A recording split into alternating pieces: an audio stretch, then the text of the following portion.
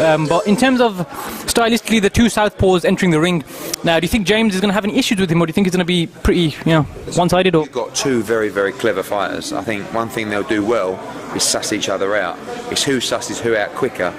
I think this fight is about two halves. I think Andre Dirrell will be very difficult and tricky in the first 6, and I think James Degale will just take over the fight. I think he'll stop him within 10 rounds.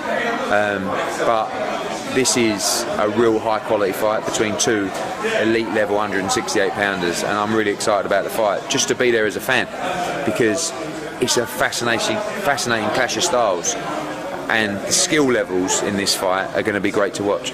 Of course, now it's been roughly 6 months since the last time we saw him in the ring on the Cleverly Bellew undercard, where he dispatched Antonio Periban in 3 rounds technical knockout.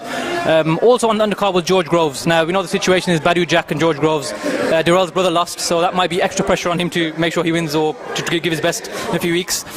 In terms of George Groves and James Degale, not jumping too far ahead, but if they are both to win world championships, we've got a massive UK domestic clash on our hands. Do you think that's a sellout at Wembley, or is it not on that level? Yeah, definitely as two world champions.